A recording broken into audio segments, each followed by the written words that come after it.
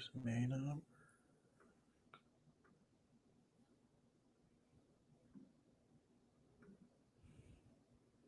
Hello?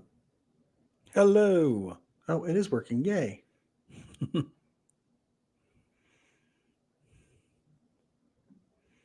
Hold on. I'm not. Oh, yeah. There it is. Okay. Okay. We are back live. Thank you for bearing with us as we always sort out the technology to make sure everything's going well. Welcome back to Royals Weekly's live draft day episode. I got to turn off the. There we go. Make sure that if you have any questions, you are putting them in the chat. We're going to cover picks 61 and 71 coming up for the Royals. As a recap, as a reminder, with their 2 picks in the first round, the Royals selected high school infielder, outfielder. I think he's going to be an outfielder, Sean Gamble, with their 23rd overall pick, and then selected third base prospect Josh Hammond with their 28th overall pick. Mike, let's just reflect on that a little bit. The Royals will pick here in about 3 picks in the second round. What are your thoughts? Recap your thoughts on the Gamble and Hammond's picks. Yeah, wasn't thrilled with the Gamble pick. Don't really see the upside that I'd like to see in a high school player picked at 23. A little bit confused on the position as well, especially when you had guys like Brendan Summerhill and Lavalette there, both guys that can play center field. Gamble's a high school kid with talent, so there's definite upside and things like that, but he's not the player that I was hoping to get there. I think that there were a lot of other guys with better upside, and I think that honestly, the traits that he has, a lot of those can be gotten in other spots, and so that's where I'm sitting with that one. The other pick, Josh Hammond, I like a lot. I think he's got potential to be a really good third baseman with some pop, and I don't dislike that pick at all. It's the Gamble pick that I have a little bit of problem with. Yeah, I'm basically in a similar boat. Although I did go back and watch some more video of Sean Gamble, and I did see some things that I liked in a few of those. So hopefully he can figure out that swing, figure out his profile as a hitter. And I watched him do some defensive stuff as well in some of these videos, and I can tell you, I do not think he will be. If he's on the infield, he's at second base because he has a pretty weak arm from short. Could play center field with that arm, but he cannot. I don't think he can play shortstop with that arm. And so, if he has the actions in center field, if he can, judge fly balls, if he can take good routes, if he has good quickness, might end up being a nice center field prospect. I like the way his bat makes some good sound. The ball sounds good coming off his bat. Now, it's way different in batting practice than, say, in real games, facing live pitching and stuff like that. So we'll see. But you're right. There is upside with it, but there's just a lot that's not known. And there were other guys who maybe provided a little bit more certainty. I think it's not unfair to say that you hope in 3 years Gamble can be Brendan Summerhill. But he was available when they picked. Really. Exactly. And so, what's and probably cheaper too. And so, some questions there. Now, let's talk about guys you like here at 61. There's some guys available. I know your guy you mentioned earlier. I think he's available. Mason Neville. Mason Neville is still there, the outfielder from Oregon. Yep. University of Oregon. No, Mason Neville's a high schooler, I think. That's what it says there. He's an Oregon guy. Yeah, he's definitely an Oregon guy. Yeah, he's an Oregon guy. So yeah, okay. He's still available. Who else? Anybody else there you like? Oh yeah, there's a couple other guys I still like there. Jack Bauer's an interesting guy.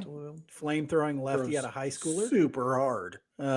Alec Blair, who you talked about, another high schooler, outfielder, big, tall, skinny guy, is an interesting guy. Cameron Appenzeller is a high school pitcher that both of us have liked as well. Cade Obermuller out of the University of Iowa still available? I'm not a huge Obermuller fan. There's some people who love his pitchability and stuff like that. I don't know on him. I know you've been a fan of Brock. I like Ianson out of LSU. He's okay. I think he's got some stuff to build on too. We've mentioned AJ Russell, a guy we both like, although maybe that's with pick 71. He's gone. He's gone? He's gone. Yeah. Wow. Okay. He went, where did he go? AJ Russell, with the injury concern, went 52 to Texas.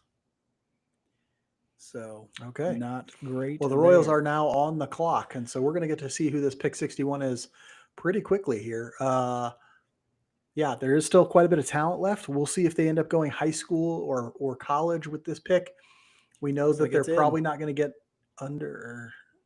We don't know if I find it unlikely that they would get under slot Michael deals with Lombardi either is the Gamble. pick, a pitcher out of Tulane. Ah, yes, Michael I remember Lombardi. hearing some stuff about Lombardi.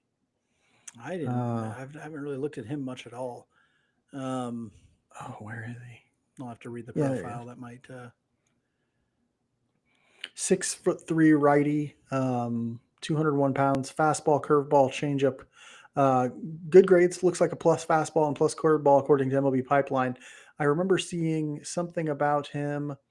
Yeah, it looks like he He or improved his command a little bit in his junior year, uh, and has some yeah. athleticism to his delivery. Um, you know, I think he was maybe a two-way player early in college, so we'll see. Well, Let's say what's interesting about I this honestly haven't looked profile? at Lombardi enough to really say anything on him. We Well, figured what's they'd interesting? probably go college player with one of these two picks. I said college pitching, I think, is a little deeper than what a lot. He's ranked, I think, 75th on MLB I don't Pipeline. know. Yes, on MLB Pipeline he is. I'll read you some stat line from Michael Lombardi at Tulane last year.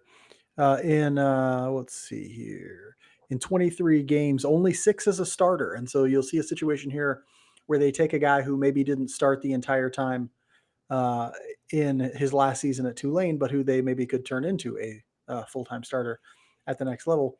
2.14 ERA in 42 innings pitched, gave up 20 hits, 10 earned runs, 21 walks in those 42 innings. So the command still wasn't tremendous, but the thing that they drafted him for, he had 73 strikeouts in those 40 innings as well, which is really quite good.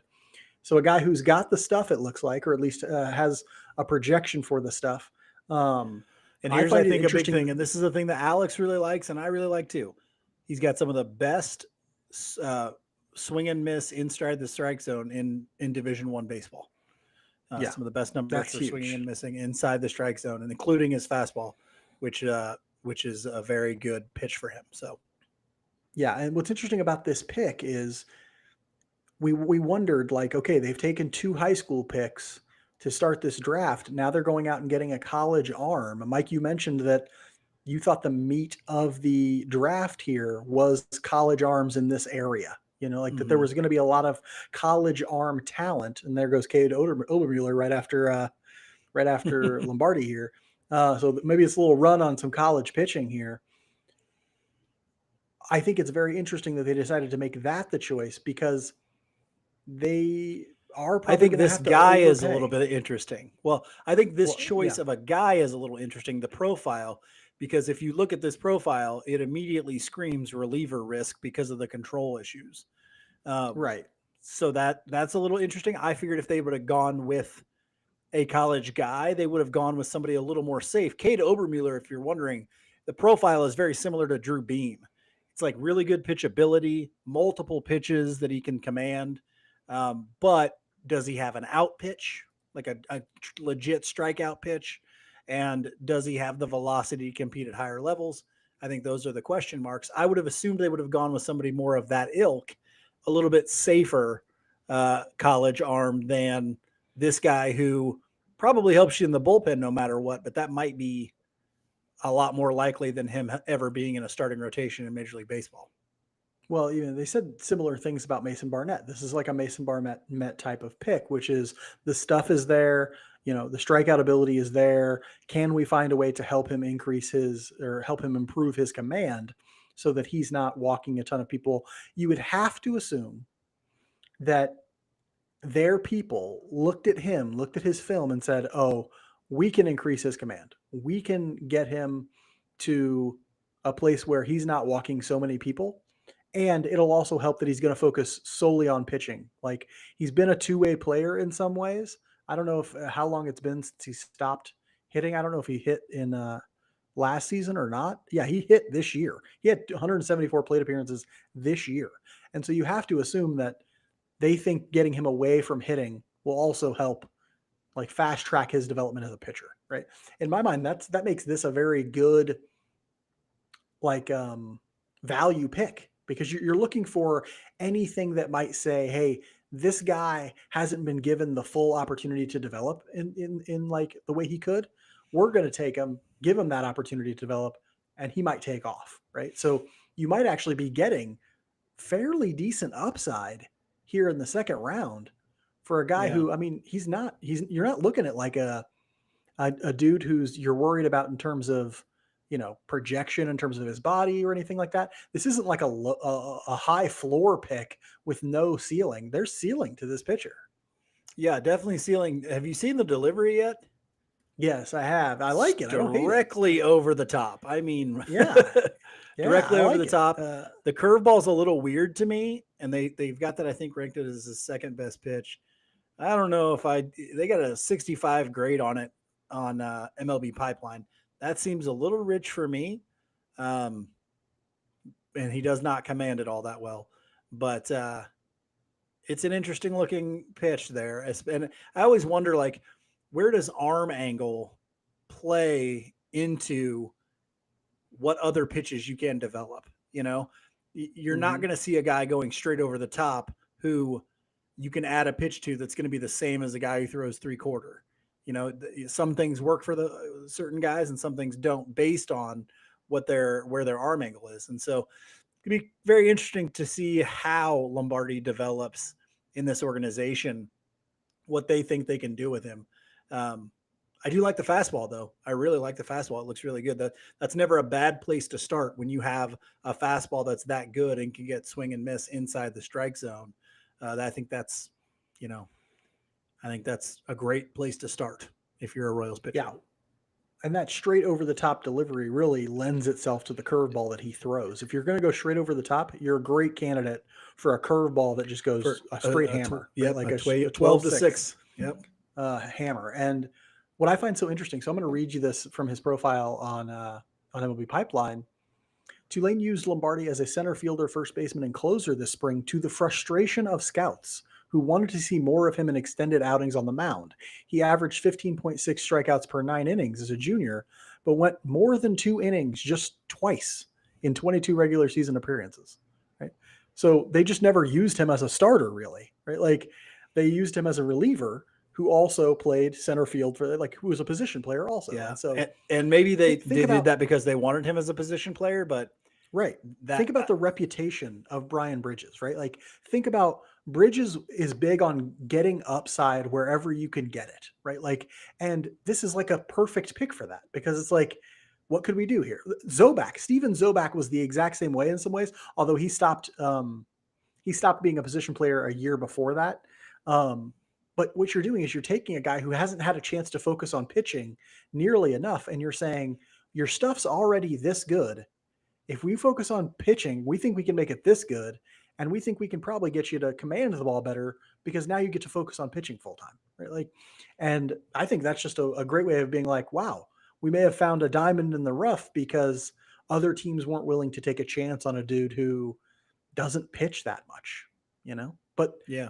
obviously, there's probably not a ton of wear and tear on his arm. There's probably not a ton of, he's got athleticism, Well, in that's spades. I've always ever since Kyle Zimmer, I've been a little Right. leery of that claim. There's not a lot of wear and tear on his arm because he played third base when he started college, and then he comes out and Well, cannot stay on the mound.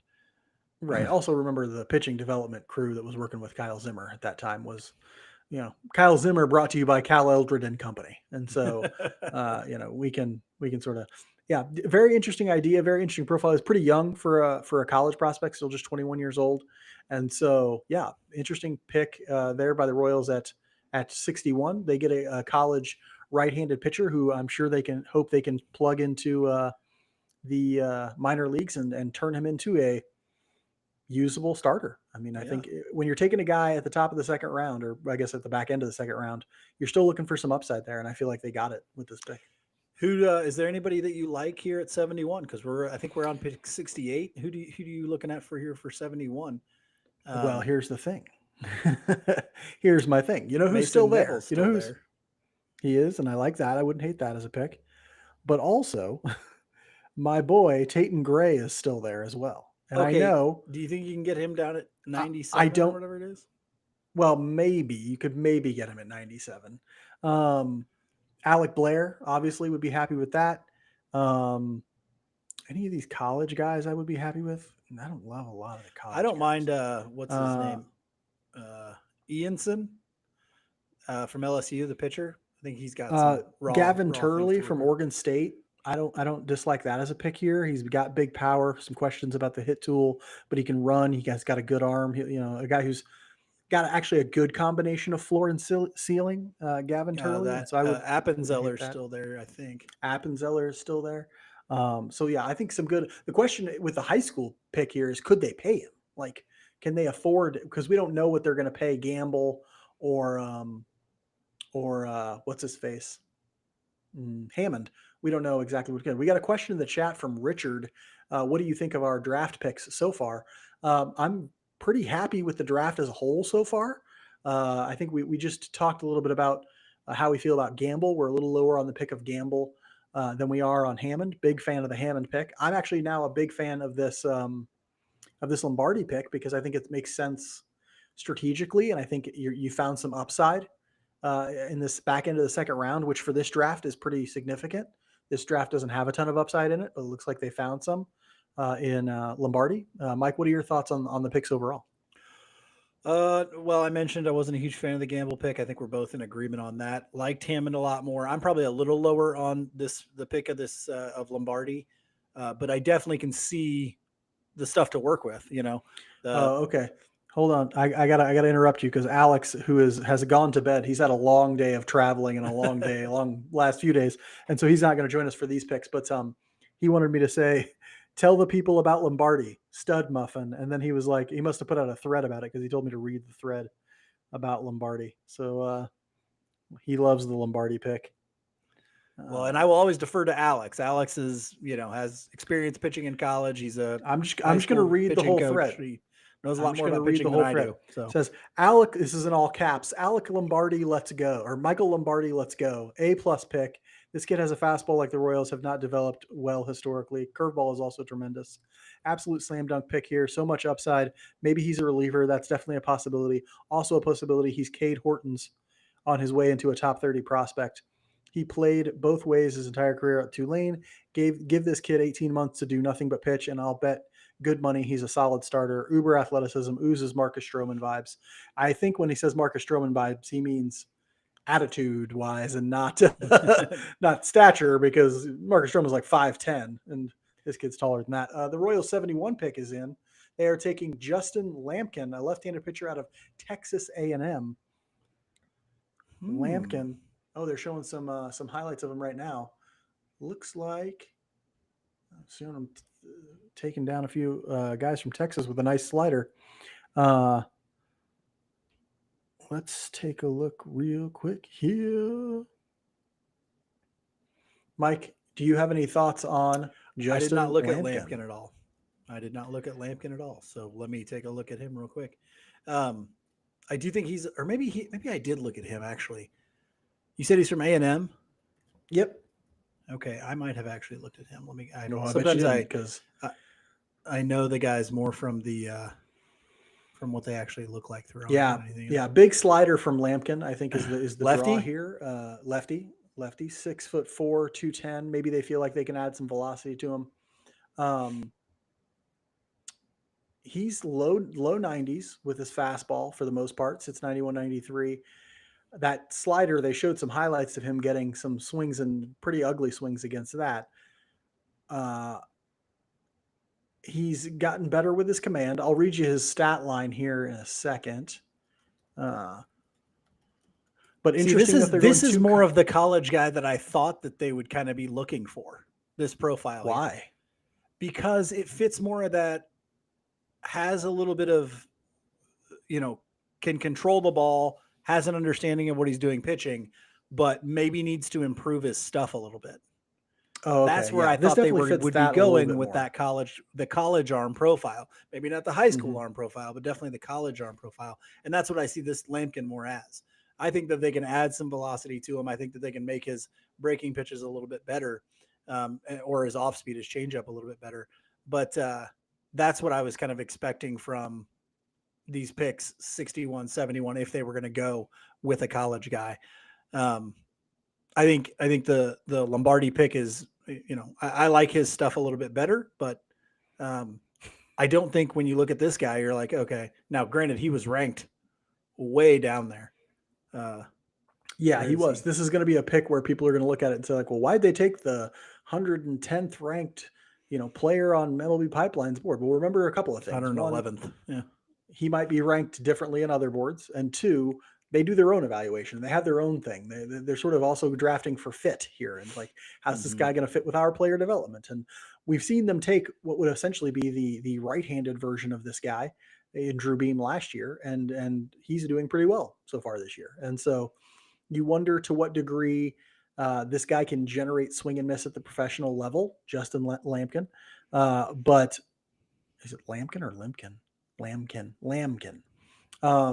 You wonder to what degree he can generate swing and miss, I think. You wonder to what degree he can hold his mechanics and throw strikes.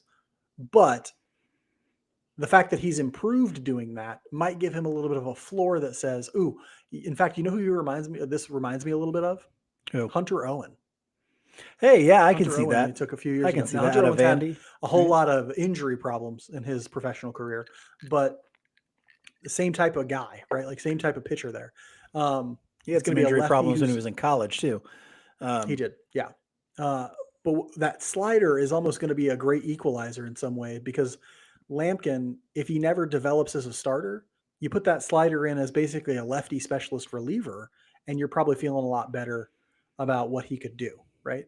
Yeah. Now, also, I hope, that the pitching player development has seen something that they can give him. That's sort of what you always want, right? Like maybe they've seen, oh, we think we can increase his velocity, or they've seen, oh, we think we can help him with his command by fixing this one mechanical thing.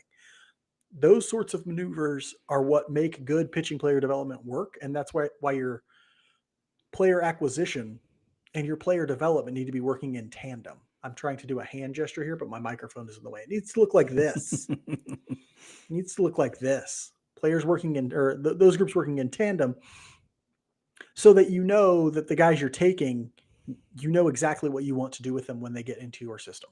I think that's important. So, Mike, any closing thoughts here before we switch off again and wait for the third round pick on either of these two picks? Yeah, I'm super intrigued by the Lombardi pick because Oh, super intriguing. if it, I can completely understand why Alex likes Lombardi because Alex has said in the past, like one of his number one things when he's evaluating a pitcher is, can you get a swing and miss with your fastball in the strike zone? And Lombardi can do that. If you don't start from anywhere else, that's a fantastic place to start. Now, I think the curveball is a little erratic. I think it's got great movement. I think he gets great spin with it, but I think he's got to become more consistent with it. And then there is no real third pitch right now. So, he's not a Yeah. guy in a college pitcher that's going to be real close to Major League Baseball. But we do see sometimes, if guys are extremely coachable, they'll pick it up really quick in an off season and boom, they're a whole different pitcher when they start that new season. So maybe, especially since this guy hasn't been focusing just on pitching, maybe that happens for him. Lampkin's an interesting one. It'll kind of be dependent on what they can do with the stuff that he has right now, but that'll be interesting to see. It's interesting to me that they went two college pitchers after going two high school hitters in that first round. Well, I mean, look at the look what they did last year. Basically, they took Jack Caglione and then they drafted like 9 pitchers in a row, right? Like, Yeah. and so this is Several their of MO them at this straight point. up relievers. Yeah, so a couple of them, or at least that's what people thought they were going to be. I think the Yeah. Royals are sort of open that some of them might be. I mean, but AJ Causey, all he's done is relieve, like, and so some of them, yeah, straight up relievers. But what's interesting is it's very clear now that the Royals see their best opportunity to acquire pitching talent in terms of the value of getting it from rounds 2 to 10. Like, they're not really interested in acquiring pitching talent in the first round, it seems like, which is fine. I think that's a very fine approach to doing this because we know the volatility of pitcher injury. And frankly, they have now a small track record of success with, what they've been able to do with some of these pitching prospects. And so I'm happy with it. Yeah, Mike, real quick, give me one guy. One guy you'd be happy to see at 97. well, my guy, the guy I'd really want to see, Well, yeah. Tatum Gray, is that his name? Tatum Gray. But let's see, I have to see who's available still. Because I'll go ahead and these give guys are my fine. guy. Gavin Turley, if he's still available, I'll absolutely take him. Who else? Let me get through the list here. If he's still available, Alec Blair, Cameron Appenzeller, and Brock Seller are all still available. I'd be happy with any of those. I like Appenzeller a lot too, as you know. I really like what's his name? Josiah Hartshorn. He's the guy that I've been really looking at and liking what he does. Switch hitter, not a great athlete, but looks like he's got a lot of barrel control, a little bit of pop. I think he's the kind of guy where you go when he gets to Major League Baseball, you go, yeah, he's a left fielder, guy that like the fucking Red Sox always seem to develop, where it's like, or I guess you might say the A's, because they ended up taking your boy from Indiana, the one that can't play defense. No shocker there. That is their type of player. They love a dude who cannot play defense and just hits. And the Red Sox they'll develop guys like that too. It's like, hey, you're our left fielder because you can't play anywhere else, but you're going to hit the shit out of the baseball. That's what Josiah Hartshorn seems to be to me. I really like where he is as far as his advanced approach, and he's a switch hitter as well. So he's a guy that I would be thrilled to have at 97. All right, let's do some grades real quick. What are you going to throw a grade on the Lombardi pick and the Tamkin or Lamkin pick? Lombardi, I'm going with. I'll go B plus on Lombardi, and I give everyone a B plus. Yeah, B plus on Lombardi. If I thought the curveball was a little bit more consistent, it would be an A or an A minus. And then Lamkin, I'm going to go B minus. There's a chance that some compare him to be like a Bubic. I think Bubic was a lot further on. He had done a lot at Stanford, as far as his just polish and development. Bubic I would say one great out pitch coming out of Stanford with the changeup. And you know what's weird though, but it was a difference in height, and it makes them so different. Like, yeah, it was a great out pitch, and it made him fly through the minors and all that stuff. But look at that now. That's not what it's a good pitch, and he definitely uses it, but it's not his everything like it was when he first came up. This guy doesn't even have one of those yet. Like he has a good slider, but it's not like Bubic's changeup. He had like maybe the best changeup in the class. Yeah, in the college. The other thing to think about with Lamkin, I think they may look at him as and this is kind of a Bubic thing. I think they may look at him and go, like we did with Bubic's fastball, we can do it with his. It'll be harder because he's 3 inches taller than Bubic. Where's his arm angle though? It's not. I mean, it's not. It's low for a guy who's 6'4", but it's not that low. Like.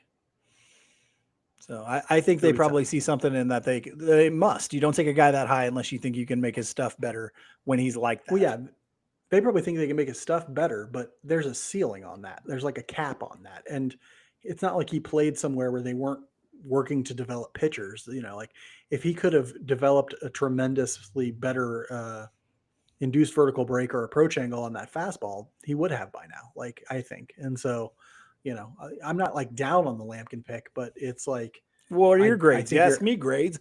What are your crappy grades? I'm going to go A minus for the Lombardi pick. I think it's virtually a home run. I mean, it's actually, that's being too conservative. I'm giving it an A. It's an A for the Lombardi pick. Wonderful pick. Is he going to be a superstar? No, or maybe not, but you got him in the back end of the second round, and he's got a chance to be really freaking good. And so I like that pick a lot. The Lamkin pick, I'm going to go with a B minus, and that's in part because we've seen them have a little bit of success drafting guys like him and making them at least relevant prospects. So I'm thinking of Drew Beam. I'm thinking of Steven Zobak. I'm thinking of, Mason Barnett before he was traded and stuff like that. Although Barnett was different because he had better stuff. But like those type of guys, we've seen them have a little bit of success developing them. And so I think they might be able to turn him into something that's at least pretty good. Maybe a back end starter, which is good. That's good to find. All right. They Yeah. Go legit ahead. compare him to Lamkin to Chris Bubich in his MLB profile. They're dumb. So They that's say, okay. well, they say coming out of high school, he was getting some comps to Chris Bubich Oh, okay. because he threw a Uh, 21 strikeout no hitter in Texas high school baseball. bully for him. Hey, guess what? Frank Mazzucato threw 4 no hitters in high school. He definitely Frank, has how's that he doing? funky arm action. Though. Like if you're looking at his action, it's pretty Hmm. low. Like it's not. Okay. I mean, it's pretty low. All right. Maybe I'm wrong. Maybe he'll be the next Chris Bubich. I'd take it. I'll take it. That's all we're gonna have for you for now. We'll come back for pick 97 and end the night with a little nightcap, and we'll talk about their 3rd round pick. All right. We'll see you then. See you then, people.